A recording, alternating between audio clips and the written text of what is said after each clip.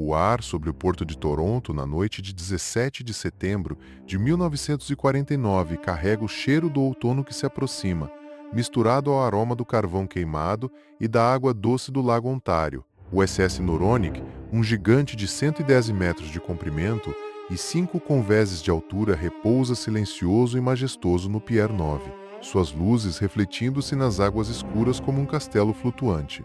A bordo, sob as elegantes clarabóias do salão de música e nos corredores forrados a mogno, os últimos 23 passageiros e 1971 tripulantes se entregam aos ritmos suaves da última noite de uma viagem de prazer. Alguns dançam, outros sussurram em camarotes decorados com o requinte de um hotel de primeira classe, completamente alheios ao calor anormal que começa a emanar de um armário de armazenamento no Convés I, próximo à casa de banhos dos homens. Lá, no compartimento número 17, um monte de lençóis, toalhas e produtos de limpeza começa a aquecer de forma invisível e lenta, uma reação química latente prestes a desencadear o inferno.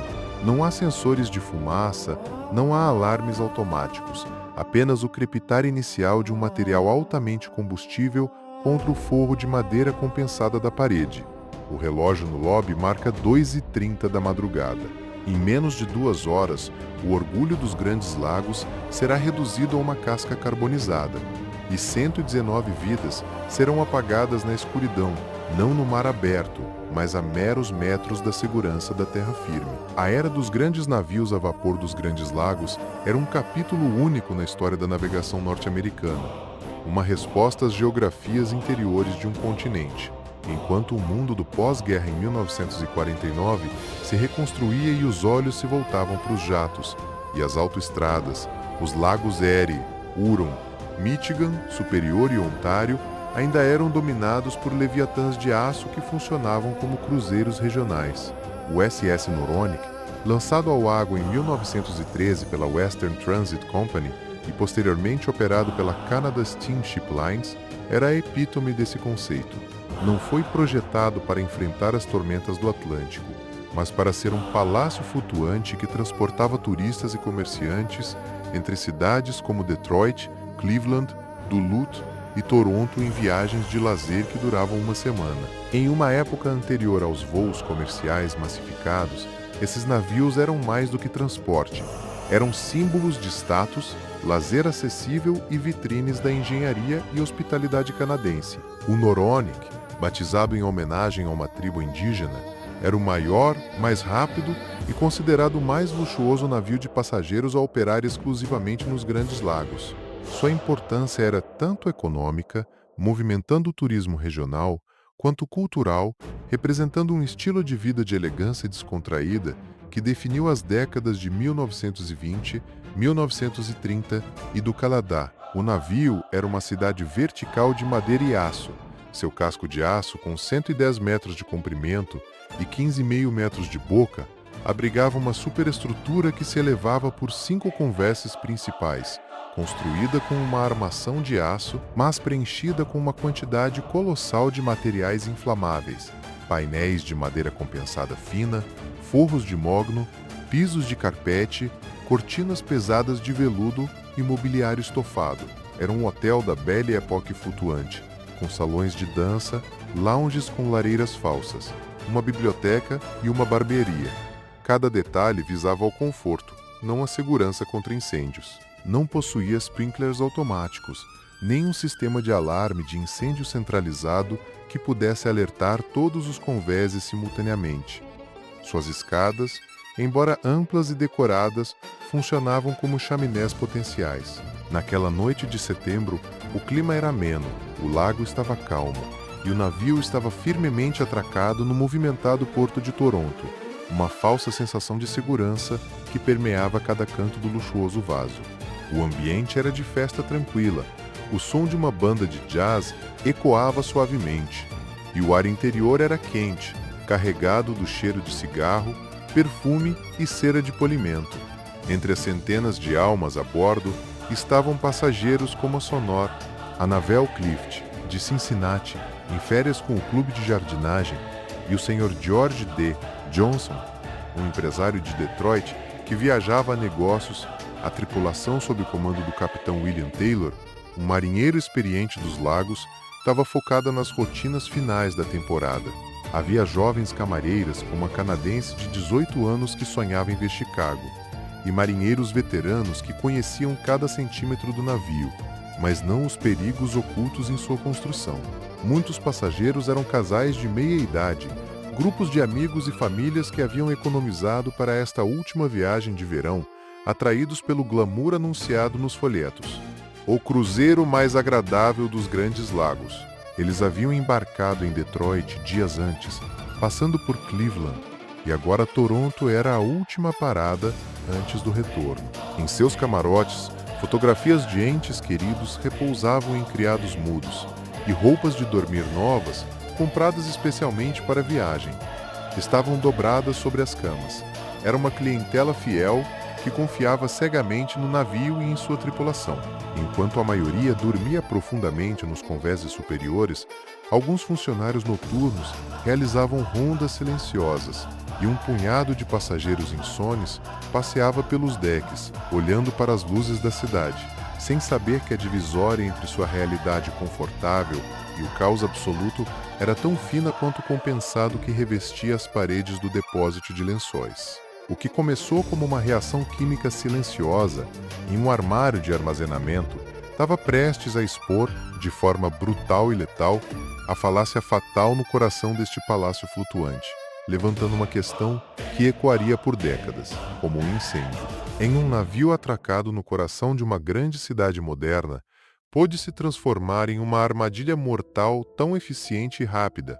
A ignição, quando finalmente ocorreu, não foi um evento singular e estrondoso, mas uma transição violenta e rápida, de um estado latente para um inferno ativo. O foco do problema residia em uma sala de armazenamento de lençóis, número 71, localizada no Convés B, no corredor central do bloco de cabines de primeira classe. O material, uma mistura de fibras sintéticas e naturais, havia sido armazenado em condições que, embora comuns para a época, criavam um cenário perfeito. A ventilação do compartimento era inadequada, um detalhe de projeto sacrificado em prol de maximizar o espaço útil para bagagens e suprimentos. O calor acumulado por horas a partir de uma fonte ainda não identificada com precisão, uma lâmpada defeituosa, um curto-circuito em fiação embutida ou simplesmente a concentração em um espaço confinado, atingiu o ponto de fulgor do tecido. O ar no pequeno recinto, enriquecido com oxigênio e carregado de partículas em suspensão da própria poeira dos panos, transformou-se em um combustível gasoso. A primeira, chama provavelmente minúscula, encontrou não um obstáculo, mas um acelerador.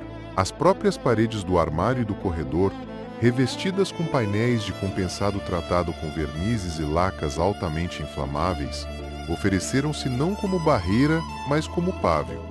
O fogo não precisou consumir lentamente a porta. Ele a impregnou aquecendo-a até que seus gases internos também entrassem em combustão. Em poucos segundos, o que era um cubículo contido tornou-se uma fornalha com abertura direta para um corredor que funcionava como uma chaminé horizontal, canalizando as chamas e, mais perigosamente, a fumaça densa e tóxica gerada pela queima dos materiais sintéticos.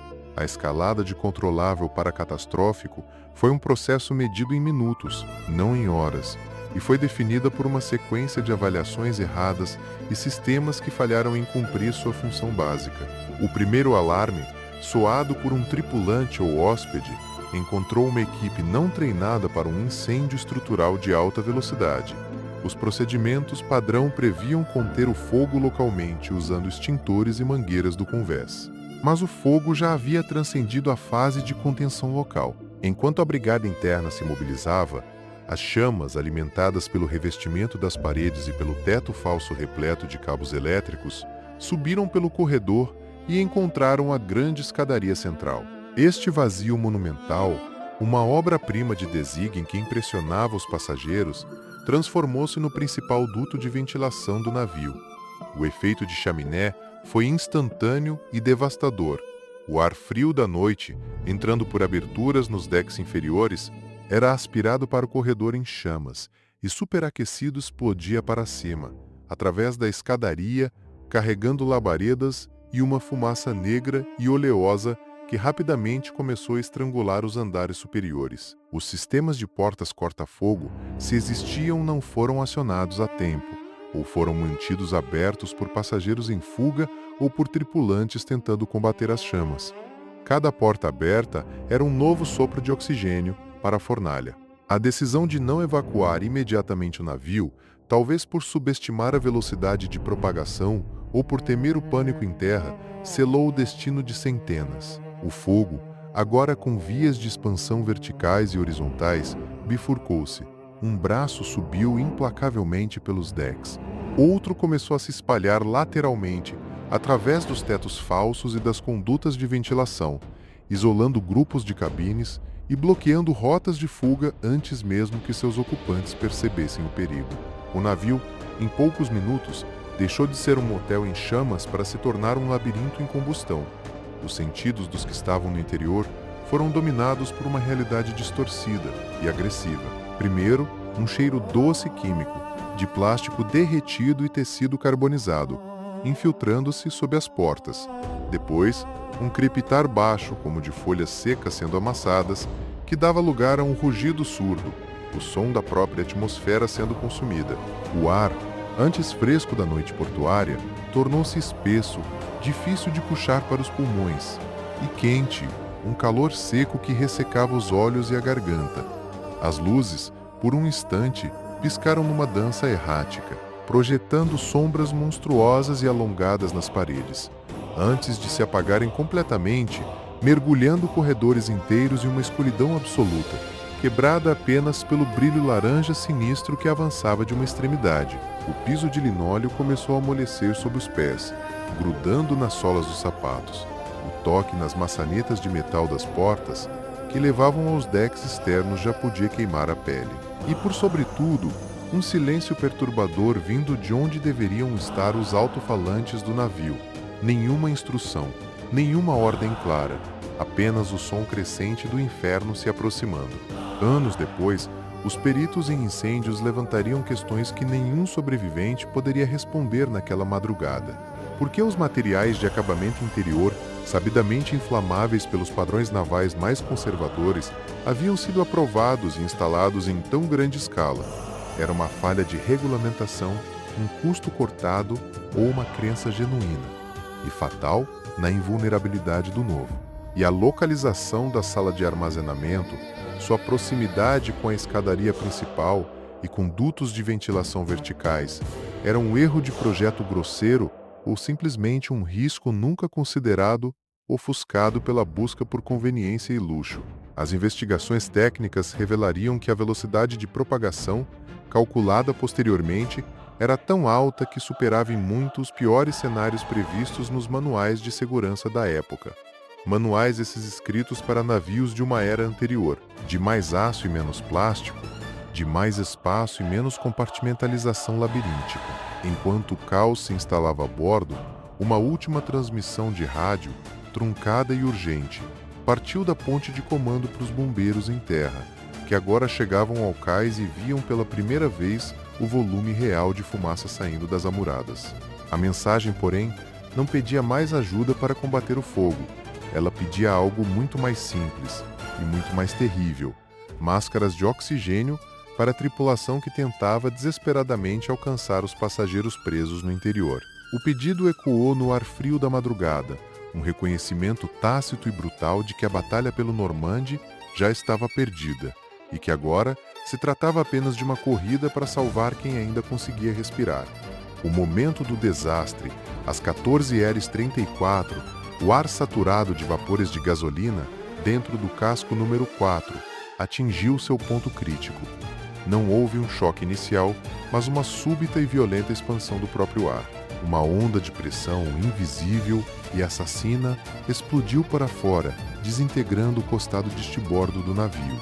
A seguir, uma coluna de fogo laranja e preta irrompeu, engolindo convés de voo e arremessando ao céu aviões, peças de blindagem e corpos humanos como brinquedos. A estrutura do Forrestal, concebida para resistir a impactos, vergou para dentro no ponto da explosão, Em segundos, uma segunda detonação, ainda mais profunda, sacudiu o navio. Era a bomba de 1.000 libras que, cozinhada pelo calor infernal, detonou. Sua explosão abriu um buraco direto para os hangares inferiores, onde outros aviões, munições e tanques de combustível aguardavam. A catástrofe, agora, alimentava a si mesma consequências imediatas. O inferno havia se mudado para o convés. 134 homens estavam mortos ou morrendo no instante das explosões. Outros 61 seriam dados como desaparecidos, vaporizados ou lançados ao mar pelo impacto. Centenas queimados, com membros amputados por estilhaços ou intoxicados pela fumaça densa e preta, cambaleavam pelos convéses envoltos em chamas. A temperatura no epicentro superava os 1,6, 400 graus Celsius, derretendo o aço e incinerando tudo ao alcance. No mar, dezenas de homens nadavam em águas cobertas por uma espessa camada de combustível, em chamas. A água do Golfo de Tonquim, normalmente quente, era agora um caldo fervente e inflamável ao redor do casco. A visibilidade era zero, obliterada pela fumaça oleosa que subia em uma coluna funérea visível a dezenas de milhas. O próprio navio, um gigante de 80.000 toneladas, estava mortalmente ferido e adernando perigosamente. Operação de resgate, a resposta foi imediata e caótica. Do próprio Forrestal, os sobreviventes não feridos correram para os postos de controle de avarias. Os destroyeres Rupertus e Henry W. Tucker, que navegavam próximos, fecharam a distância em minutos, lançando botes e começando a pescar homens da água coberta de óleo. A bordo do porta-aviões, a batalha era dupla: combater os 27 focos de incêndio principais e evacuar os feridos. Helicópteros de outros navios da Força Tarefa 77 começaram a pairar, baixando cestas de resgate e transportando os queimados mais graves. A tecnologia era básica: mangueiras de água do mar, espumas geradas por equipamentos de convés, e a coragem crua dos tripulantes que avançavam sobre convéses que podiam explodir a qualquer instante. O maior perigo eram as bombas e mísseis não detonados, espalhados pelo convés e cozinhando no calor. Especialistas em munição, os ordnancemen arriscaram suas vidas para desarmar e jogar ao mar ordnance.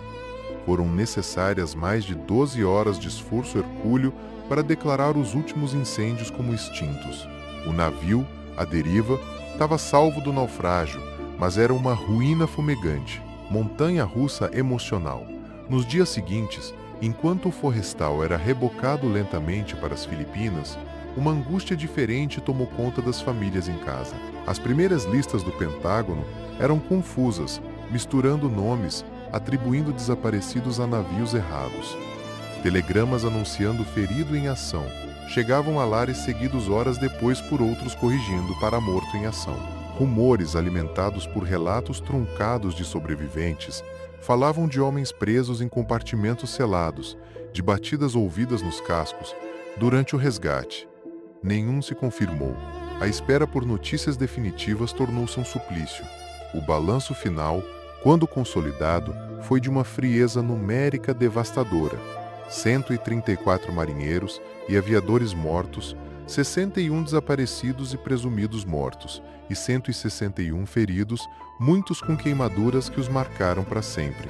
O custo humano de um único minuto de falha técnica e procedimental estava gravado, virada a narrativa, enquanto as investigações preliminares apontavam para o míssil Zuni acionado por uma tensão elétrica espúria.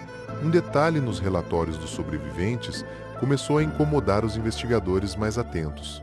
Vários homens que estavam no convés naquele momento juraram ter ouvido não um, mas 2 sons de pop distintos, separados por uma fração de segundo. Antes da grande explosão, e um dos operadores de câmera de segurança, cuja filmagem foi recuperada parcialmente derretida, mostrou em um único fotograma legível não a asa do A-4 Skyhawk, mas a silhueta de um homem correndo na direção da área de estibordo, segundos antes do inferno começar. A pergunta que ninguém no inquérito oficial queria fazer, mas que insistia em ecoar, era simples e perturbadora. E se a primeira faísca não veio de um fio desencapado, Décadas se passaram antes que a tecnologia permitisse desvendar o segredo guardado a mais de 100 metros de profundidade. O naufrágio do HMS Hood foi localizado em 2001 por uma expedição privada, utilizando sonar de varredura lateral e veículos operados remotamente. As imagens que emergiram das águas geladas do Estreito da Dinamarca foram ao mesmo tempo solenes e reveladoras. O lendário cruzador de batalha repousava em duas grandes seções principais, separadas por cerca de 1 quilômetro de fundo oceânico.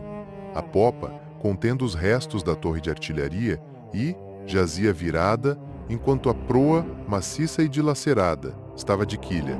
A evidência física mais crucial, porém, estava na região da torre de munição de popa. A estrutura de blindagem projetada para conter uma explosão interna mostrava-se violada de dentro para fora, com placas de aço retorcidas e arrancadas. Este detalhe, capturado pelas lentes dos ROVs, corroborava a hipótese de que uma deflagração na santola da Cordite e não um impacto externo direto no paiol foi o evento catastrófico inicial. O casco, ao contrário de algumas especulações, não apresentava o rombo gigantesco de um único projétil que atravessara toda a nave. A destruição era interna, caótica, centrífuga. A descoberta dos destroços não trouxe apenas clareira técnica, mas também transformou aquele pedaço do leito marinho em um cemitério de guerra, permitindo que famílias finalmente soubessem onde seus entes haviam descansado por 60 anos. A investigação oficial britânica, concluída em setembro de 1921, foi rápida e realizada sob o peso da necessidade de manter a moral em tempo de guerra. Sua conclusão principal apontou que o projétil de 380 mm do Bismarck penetrou a blindagem relativamente fina do Hood e atingiu um dos paióis de popa, causando a explosão que destruiu o navio. A investigação reconheceu, de forma sutil, a vulnerabilidade do projeto do Hood, cujo desenho datava do final da Primeira Guerra e cuja blindagem horizontal era insuficiente para as trajetórias de mergulho dos projéteis da nova geração. No entanto, ela silenciou sobre relatos de testemunhas que mencionaram explosões secundárias antes do golpe fatal e descartou a possibilidade de falha interna no manuseio da munição ou nas precauções contra faíscas. As evidências do fundo do mar, décadas depois, não invalidaram totalmente a versão oficial. Um projétil certamente atingiu o navio, mas sugeriram fortemente que o mecanismo da catástrofe foi uma cadeia de eventos internos, talvez iniciada por uma ignição na santola, que o impacto inimigo apenas desencadeou ou exacerbou. A verdadeira causa, portanto, residia na combinação letal de um projeto obsoleto, munições instáveis e o acaso brutal do combate. Nenhum oficial ou almirante foi formalmente responsabilizado pelo projeto vulnerável do Hood, aprovado e mantido em serviço de linha por 2 décadas. A Marinha Real, e por extensão o Almirantado, jamais assumiu publicamente uma culpa institucional por enviar 1,2 mil homens para uma batalha em um navio cujas falhas de blindagem eram conhecidas em círculos de engenharia desde os testes pós-Jutlândia. O preço foi pago integralmente pela tripulação, anônima em sua maioria, e por suas famílias, que receberam a notícia seca de afundado em ação, sem maiores explicações. O capitão Ralph Kerr e o almirante Lancelot Holland, embora mortos no cumprimento do dever, carregaram simbolicamente o peso do resultado tático. O verdadeiro acobertamento não foi uma conspiração ativa, mas um ato de omissão estratégica, priorizar a narrativa de um sacrifício heróico frente a um inimigo formidável era mais útil para a guerra do que um doloroso e público meia-culpa sobre erros de projeto e possíveis negligências operacionais. A justiça para os homens do Hood nunca veio sob a forma de condenações. Ela só começou a ser buscada com a descoberta dos destroços, que falaram pelos que não puderam. O legado do Hood é uma sombra duradoura sobre a arquitetura naval e a segurança das frotas.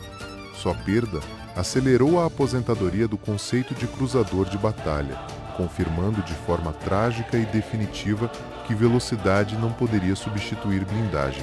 Os navios de guerra subsequentes, como a classe King George V, foram projetados com uma proteção horizontal muito mais espessa, e sistemas de santolas redesenhados para isolar melhor a munição. O desastre também forçou uma revisão urgente dos procedimentos de manuseio de cordite na Royal Navy, embora tais mudanças tenham sido classificadas. Culturalmente, o Hood transformou-se no símbolo supremo da efemeridade do poder naval e da transição de uma era para outra. Para a Grã-Bretanha, sua perda foi um golpe psicológico comparável a uma derrota terrestre, abalando a fé inquestionável na invencibilidade de sua marinha. Sua história é lembrada em museus, em livros e no memorial em Portsmouth, onde os nomes de todos os 455 mortos estão inscritos, um testemunho silencioso de que mesmo o mais majestoso dos navios carrega consigo as sementes de sua própria destruição, plantadas na prancheta de seus criadores. O que permanece, afinal, além do aço retorcido no fundo do mar e dos nomes em granito? Talvez a pergunta mais incômoda, aquela que a expedição de 201 não pôde responder completamente.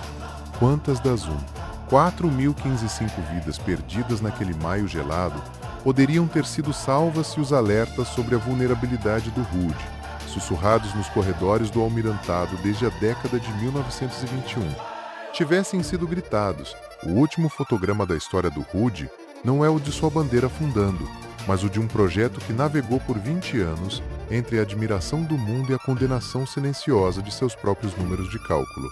A próxima vez que você vir a famosa fotografia do Hood, cortando as ondas, soberbo e aparentemente indestrutível, lembre-se, a tragédia já estava desenhada, linha por linha, muito antes do Bismarck avistar seu horizonte.